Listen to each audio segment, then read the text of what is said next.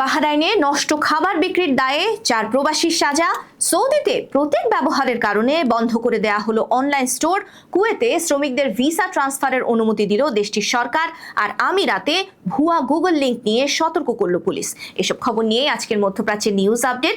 সাথে আছে আমি পৃথ্বী বিশ্বাস। চলে যাচ্ছি বিস্তারিত খবরে। বাহরাইনে মেয়াদ উত্তীর্ণ এবং পুনরায় প্যাকেজিং করা খাবার বিক্রির দায়ে 5 জনকে দোষী ঘোষণা করেছে দেশটির আদালত। এই ঘটনায় সংশ্লিষ্ট কোম্পানির মালিককে 1,03,000 বাহরাইনি দিনার জরিমানা করা হয়েছে। আর প্রতিষ্ঠানের 4 কর্মীকে 6 মাস থেকে 1 বছর পর্যন্ত কারাদণ্ড প্রদান করা হয়েছে। সেই সাথে সাজা শেষে তাদের দেশ থেকে বহিষ্কারের নির্দেশও দেওয়া হয়েছে। তবে সাজাপ্রাপ্তরা কোন দেশের নাগরিক বা তাদের পরিচয় নিয়ে নিশ্চিত কোনো তথ্য পাওয়া যায়নি। কর্তৃপক্ষ জানিয়েছে, অভিযানের সময় 2টি ওয়্যারহাউসে বেআইনি প্যাকেজিং এর সময় এসব প্যাকেটজাত খাদ্যপণ্য জব্দ করে ধ্বংস করা হয় এবং আগামী 6 মাসের জন্য ওয়্যারহাউসগুলো বন্ধ করে দেওয়া হয়। দেশটির খাদ্য নিরাপত্তা কর্তৃপক্ষ জানিয়েছে, এ ধরনের অনিয়ম জনস্বাস্থ্যের জন্য মারাত্মক ঝুঁকি তৈরি করে, কারণ মেয়াদ উত্তীর্ণ বা অস্বাস্থ্যকরভাবে প্রক্রিয়াজাত খাবার মানুষের শরীরের জন্য মারাত্মক ক্ষতিকারক। তাই এ ধরনের অপরাধের বিরুদ্ধে চলমান অভিযান সবসময় অব্যাহত থাকবে। সৌদি আরবে দেশটির বাণিজ্য মন্ত্রণালয় একটি অনলাইন স্টোর বন্ধ করে দিয়েছে। বন্ধের কারণ হিসেবে বলা হয়েছে, স্টোরটি তাদের পণ্যের বিজ্ঞাপনে বাণিজ্যিক উদ্দেশ্যে সৌদি আরবের জাতীয় প্রতীক এবং রাষ্ট্রীয় কর্মকর্তাদের ছবি ব্যবহার করে আসছিল, যা দেশটির প্রচলিত আইন ও বিধিমালার সরাসরি লঙ্ঘন। সৌদি গেজেটের খবরে বলা হয়েছে, ওই স্টোরটি বাণিজ্যিক প্রচারণার উদ্দেশ্যে এসব প্রতীক এবং ব্যক্তিদের ছবি ব্যবহার করে গ্রাহকদের আকৃষ্ট করার চেষ্টা চালাচ্ছিল, যা দেশটির আইনে কঠোরভাবে নিষিদ্ধ। মন্ত্রণালয় আরও জানিয়েছে, রাজকীয় নির্দেশনার আওতায় জারি করা এক সার্কুলার অনুযায়ী রাষ্ট্রের প্রতীক যেমন জাতীয় প্রতীক, পতাকা এবং সরকারি কর্মকর্তাদের নাম বা ছবি কোনো ধরনের বাণিজ্যিক কার্যক্রম, পণ্য প্রকাশনা বা বিজ্ঞাপনে ব্যবহার করা সম্পূর্ণ নিষিদ্ধ। এ ধরনের ব্যবহারকে আইনের স্পষ্ট লঙ্ঘন হিসেবে ধরা হবে এবং এর বিরুদ্ধে শাস্তিমূলক কঠোর ব্যবস্থা নেওয়া হবে।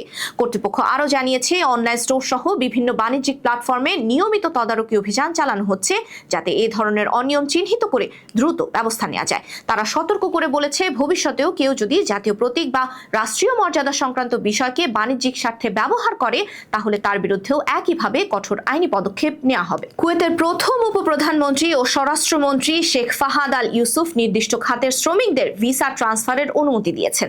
এর ফলে ছোট ও মাঝারি প্রতিষ্ঠান, শিল্প, কৃষি, পশুপালন এবং মাছ ধরার মতো খাতে কর্মরত শ্রমিকরা মূল নিয়োগকর্তার অনুমতি নিয়ে অন্য খাতে স্থানান্তরিত হতে পারবেন। আরব টাইমস প্রকাশিত প্রতিবেদনে জানা গেছে, এই সিদ্ধান্ত কার্যকর হবে আগামী 1 মে 2026 থেকে এবং চলবে 30 জুন 2026 পর্যন্ত, অর্থাৎ 2 মাসের জন্য শ্রমিকরা ভিসা ট্রান্সফারের সুযোগ পাবেন। কুয়েত সরকার দীর্ঘদিন ধরে বিদেশি শ্রমিকদের নিয়োগ ও ভিসা সংক্রান্ত নিয়ম কানুনে পরিবর্তন আনার চেষ্টা করছে। নতুন এই সিদ্ধান্ত শ্রমিকদের জন্য কিছুটা নমনীয়তা তৈরি করবে বলে আশা করা হচ্ছে, তবে শর্ত হিসেবে মূল নিয়োগকর্তার অনুমতি বাধ্যতামূলক রাখা হয়েছে। বিশ্লেষকরা বলছেন, এই পদক্ষেপ শ্রমিকদের জন্য ইতিবাচক হলেও এটি নিয়োগকর্তার সম্মতি ছাড়া সম্ভব নয়। ফলে শ্রমিকদের উপর নিয়োগকর্তার নিয়ন্ত্রণ বজায় থাকবে। অন্যদিকে শ্রমিকদের জন্য এটি একটি সম্ভাবনা তৈরি করছে।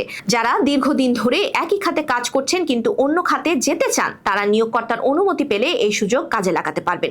বিশেষ করে কৃষি ও পশুপালন খাতের শ্রমিকরা শিল্প বা সেবা খাতে যেতে চাইলে এই সময়সীমা তাদের জন্য গুরুত্বপূর্ণ হতে পারে। আমিরাতের আবুধাবি পুলিশ ভুয়া গুগল লিংক নিয়ে সতর্কতা জারি করেছে। গালফ নিউজের খবরে বলা হয়েছে, এসব ভুয়া গুগল লিংক বাসিন্দাদের মোবাইলে পাঠানো হচ্ছে।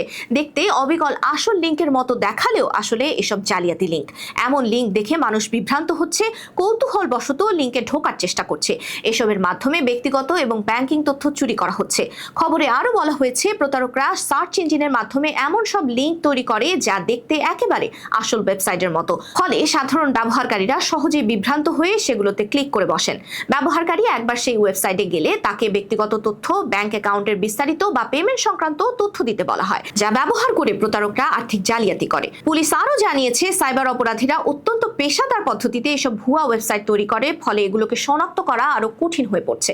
পুলিশ সতর্ক করেছে, শুধুমাত্র অফিসিয়াল বা অনুমোদিত ওয়েবসাইট বা অ্যাপ ব্যবহার করতে হবে, সন্দেহজনক লিংক এড়িয়ে চলতে হবে এবং কোনো অবস্থাতেই অজানা বা অনির্ভরযোগ্য প্ল্যাটফর্মে ব্যক্তিগত বা ব্যাংকিং তথ্য শেয়ার করা যাবে না। এসব বিষয়ে প্রবাসী বাংলাদেশিদেরও একান্ত সতর্ক হওয়া উচিত। এ ছিল আজকের মধ্যপ্রাচ্যের নিউজ আপডেট। আল্লাহ হাফেজ।